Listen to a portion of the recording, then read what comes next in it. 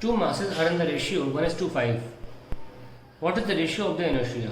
We know that mass is the measure of inertia. तो जो भी mass का ratio होगा वही inertia का भी ratio होगा. That is 1/5. Give the magnitude and direction of the net force acting on पहला a drop of rain falling down with a constant speed. Constant speed है तो net force क्या हो गया? 0. A cock of mass 10 grams floating on water. Floating है तो upthrust जो ऊपर लगता है वो बैलेंस करेगा mg को, ऐसे में नेट फोर्स हो जाएगा 0. A kite skillfully held stationary in the sky. अगर स्टेशनरी है कहीं नहीं जा रही तो नेट फोर्स फिर से इस पे 0 आ गया. A car moving with a constant velocity of 30 kmph on a straight road. Constant velocity है ना, फिर से force 0. A high speed electron in space. A high speed electron in space for far from all the gravity objects and all the fields. Fields मतलब electric field, magnetic field, ये भी force लगाती हैं. अगर सबसे दूर है तो फिर इस पे भी फोर्स क्या होगा? 0. तो इन 5 में फोर्स 0 है. कंडीशन आपने देखी किन किन कंडीशन में 0 हुआ.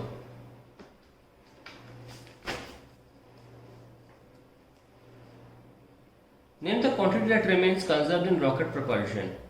It is the momentum. क्योंकि हम बाहरी फोर्स नहीं लगाते रॉकेट को उड़ाने के लिए, तो momentum remains conserve. When a bomb explodes in mid-air at its highest point, what is the direction of motion of its core?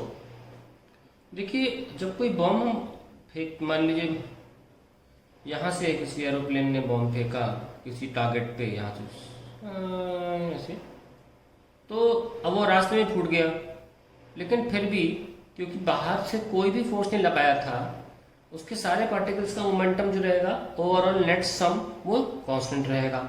यानी कि जो पार्टिकल्स बिखर गए थे जब उनका वेक्टर सम किया जाएगा मोमेंटम का, तो उनका मोमेंटम जो आएगा वो इसी लाइन पे आएगा.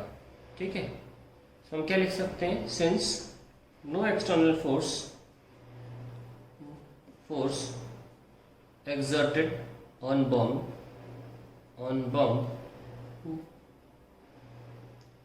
the center of mass, core कहाँ होगा? सेंटर ऑफ मास होगा ना, कोर पूछा है. Direction of motion of its core.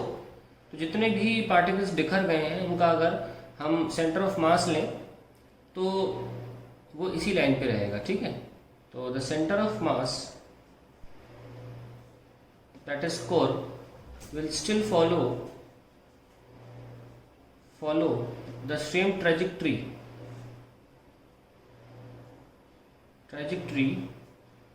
as the bomb would have followed without exploding.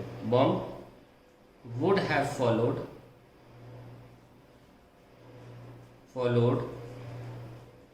without exploding. ऐसा क्या हुआ? क्योंकि बाहरी बल नहीं लगा था तो मोमेंटम कंजर्व रहा. जितने भी पार्टिकल्स हैं उन सब का मोमेंटम अभी भी सेम होना चाहिए. अब मोमेंटम में से मैग्नीट्यूड नहीं होता, डायरेक्शन भी होता है, तो डायरेक्शन को हक नहीं है बदलने का. डायरेक्शन उन सब के पार्टिकल्स का जब वेक्टर सम किया जाएगा मोमेंटम का, वो ऐसे बिखरेंगे और ऐसे गिरेंगे कि हर वक्त जब उनका मोमेंटम का वेक्टर सम किया जाएगा तो हमेशा इसी लाइन को ही फॉलो करेगा. क्योंकि मोमेंटम बदल नहीं सकता, क्योंकि पहले मोमेंटम जो था बाद में वही रहेगा, because there was no application of an external force. Remember this. आगे बढ़ते हैं. Passengers in a bus fall back as it accelerates. Why? This is due to inertia of rest. Inertia of rest. क्योंकि जब हम चलते हैं तो अब क्या होता है, ये पैसेंजर्स के पैर हैं, ये तो चले जाएंगे बस के साथ क्योंकि बस मोशन में, पर जो ऊपर का हिस्सा है, धड़ जैसे बोलते हैं, वो अभी भी इनर्शिया ऑफ रेस्ट में यानी कि रेस्ट में है और वो अपनी पोजीशन को मेंटेन रखेगा. इसलिए ऊपर का हिस्सा पीछे की तरफ धक्का महसूस करता है और बाद में ऑब्वियसली ग्रेजुअली नहीं सडनली होता है कि हम समझ जाते हैं. लेकिन पीछे इसलिए होता है क्योंकि पैर जो है वो बस के साथ आगे चले जाते हैं और पैर के ऊपर का जो हिस्सा है वो इनर्शिया ऑफ रेस्ट में भी मौजूद है. ये आपने 9th क्लास में पढ़ा भी होगा. Next A stone breaks the window glass into pieces while a bullet pierces through the same. देखिए ये हमारी विंडो ग्लास है। क्या होता है कि जब स्टोन आता है, मान लो ये स्टोन है और गया, इसने पूरी स्क्रीन को बिखार दिया, लेकिन अगर बुलेट होगी ना तो वो बस छेद करके चली जाएगी। ऐसा क्यों? Because the speed of bullet is so much, the speed of bullet is so much, बहुत ज़्यादा है, that there is no time, या ये कह सकते हैं not much time, there is not much time to transfer the momentum of bullet into glass, momentum of bullet to entire glass, ये कारण है कि ऐसा होता है। हालांकि जब पत्थर टकराता है तो इस पत्थर का मोमेंटम पूरे ग्लास में ट्रांसफर हो जाता है, इतना टाइम होता है। आप पत्थर उतनी तेज फेंको, पत्थर से भी नहीं होगा, पत्थर आप उतनी तेज फेंक नहीं सकते। और बंदूक से गोली करीब 500-600 काफ़ी तेज 600 किलोमीटर की पर आवर की रफ्तार से निकलती है, और ज़्यादा हो सकती है, मैं शायद गलत बोल रहा हूँ, लेकिन और ज़्यादा हो सकती है। एट सच हाई स्पीड जो बुलेट है उसका मोमेंटम ग्लास में ट्रांसफर नहीं हो पाता, और वो ग्लास को तोड़ने के लिए बहुत ज़रूरी है। A cricket player while catching the ball pulls his hand back. Why? To increase the time, in which momentum changes. This reduces the impact of force. अब जैसे कि हम जानते हैं कि dp/dt होता है, तो अगर हम dt को बढ़ा देंगे तो इम्पैक्ट ऑफ फोर्स यानी कि फोर्स कम हो जाएगा और हमें चोट कम लगेगी। Now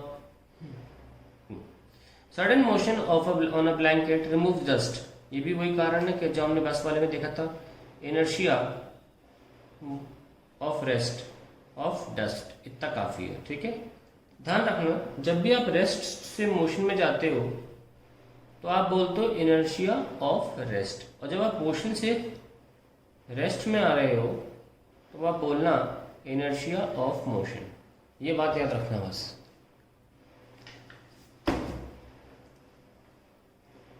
how many Newton's make 1 kilogram weight? देखिए 1 किलोग्राम वेट होता है, वेट की जगह पर हम एक्चुअली 9.8 लगा देते हैं, 9.8 metre per second square, that becomes 9.8 kg metre per second square. This is the unit of force, 9.8 newton. So 1 kilogram weight is 9.8 Newton. आप 8.1 भी लिख सकते हो। Which law is to be used by a man stranded at the middle of a pond when no friction is experienced by the boat? अगर pond के बीच में है, कोई फ्रिक्शन महसूस नहीं हो रहा बोट को, तो वो क्या कर सकता है, वो फूंक मार सकता है। फूंक मारने से क्या होगा कि मोमेंटम तो कंजर्व रहेगा, वो बाहर फूंक मारेगा तो उसे बैकवर्ड थ्रस्ट मिलेगा और धीरे धीरे वो किनारे पर आ जाएगा। So he can blow air in direction opposite to bank,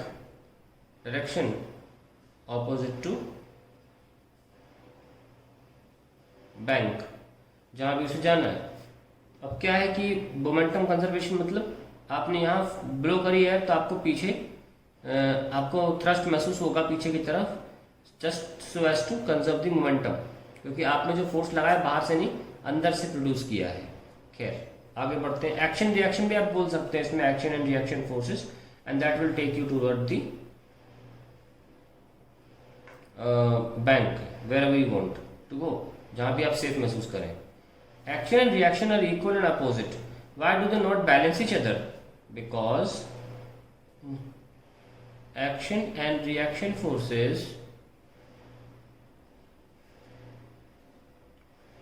do not act on the same body, हम पहले बता चुके हैं कि अगर हम एक बॉडी पे फोर्सेस मार्क करेंगे तो वो बैलेंस, एक्शन रिएक्शन बैलेंस नहीं करेंगे। हो सकता है कोई दो अलग से फोर्सेस बैलेंस कर ले, लेकिन एक्शन रिएक्शन बैलेंस नहीं करेंगे। जैसे बताया था मैंने कि अगर मैं आपसे बोलूँ ये ब्लॉक है, इस पर एक्शन फोर्स और रिएक्शन फोर्स बनाओ, तो आप एक ही फोर्स बना पाओगे केवल, एक्शन। ये नहीं कहा मैंने एफबीटी बनाओ, एफबीटी में रिएक्शन भी लगू, वो जो जमीन से जो आर लगाते वो भी आ जाएगा, पर वो रिएक्शन नहीं होता है एमजी का, ठीक है। तो ये से अगर एक्शन बोला जाएगा तो आप एक्शन रिएक्शन बोला जाएगा, अगर मार्क कर सकते हो तो आप केवल एक ही फोर्स मार्क कर पाओगे, यही इकलौता एक्शन फोर्स है।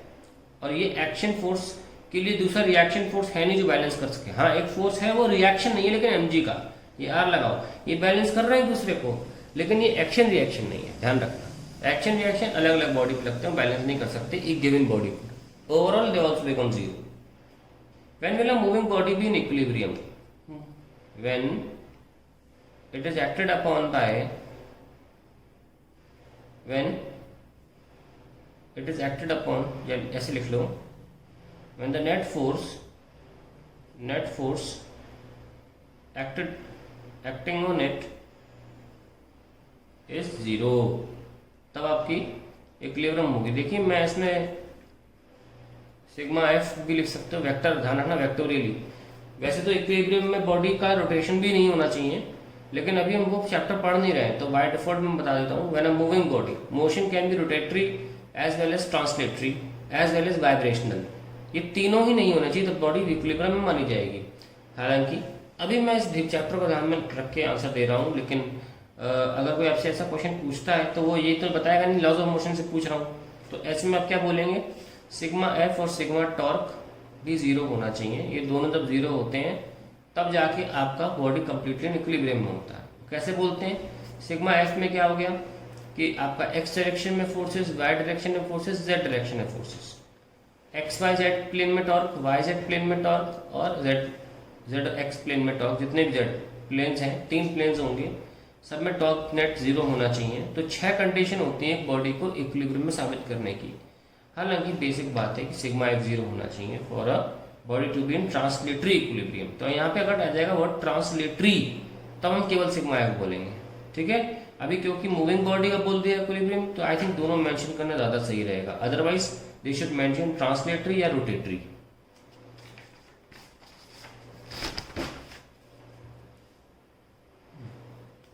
What is the weight felt by a body in a lift when it has free fall? Zero. I have already explained in the theory classes. Why do we use shock absorbers in automobiles?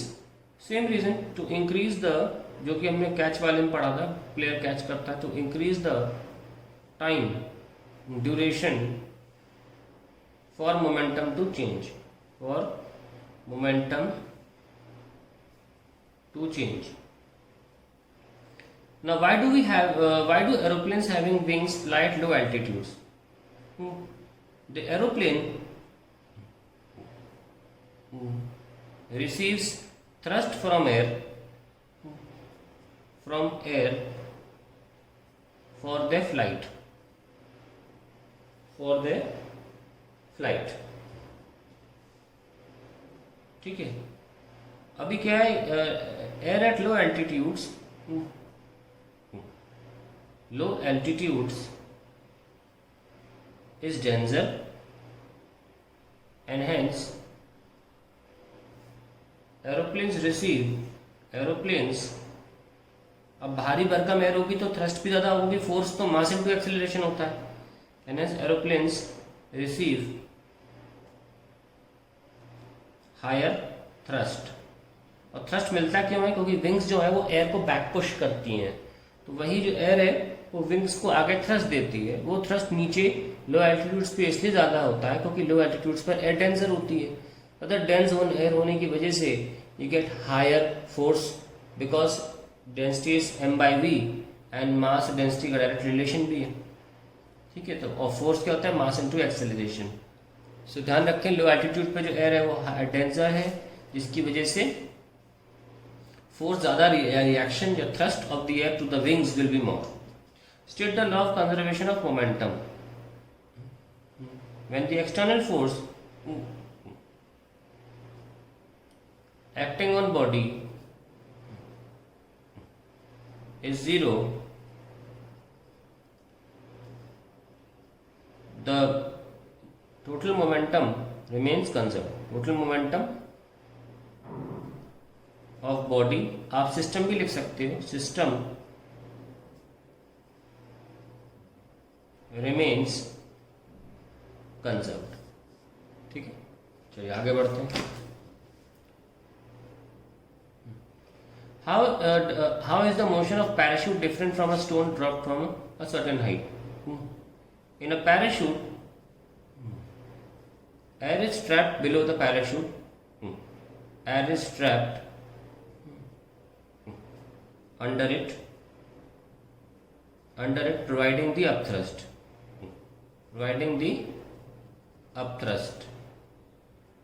और काफी ज्यादा उसका area भी हो जाता है खुलने के बाद ना, upthrust, which causes retardation of the parachute। ठीक है, मतलब resistance of the motion of the parachute मिलती है due to the upthrust. So net force जो होता है वो mg माइनस अपथ्रस्ट हो जाता है। ओवरऑल रिटार्डेशन नहीं है, it causes retardation of parachute, या ये कहें it causes resistance to the, हाँ रेजिस्टेंस करना जरूरी, क्योंकि अल्टीमेटली जो हमारा क्या कहते हैं उसे, पैराशूट वो नीचे आ रहा है एक पॉजिटिव एक्सेलरेशन से, और अल्टीमेटली माइनस होने के बाद, so you can say causes resistance to the motion of parachute, resistance of to parachute। अब थ्रस्ट कैसे रेजिस्टेंस आता है, तो नेट फोर्स देखो जो पहले जो स्टोन पे mg था, तो आप स्टोन से आप खुद ही लिख सकते हैं, स्टोन पे लगेगा mg पर पैराशूट पे लगेगा mg minus upthrust of the air, जिसकी वजह से नेट फोर्स जीरो हो जाए, नेट फोर्स कम हो जाएगा और acceleration will be very lower and hence the motion is very much different from that of the stone. As stone पर कोई अपथ्रस्ट नहीं लगता तो है, पर स्टोन का कितना छोटा एरिया होगा यार, है कि नहीं, उसमें एयर ट्रैप नहीं हो सकती। पैराशूट एयर ट्रैप कर लेता है क्योंकि उसका शेप वैसा होता है। Now name the weakest and strongest forces in nature. Weakest force कौन सा है, ग्रेविटी, आप ग्रेविटी लिख सकते हो, और स्ट्रॉन्गेस्ट कौन सा है, न्यूक्लियर फोर्स,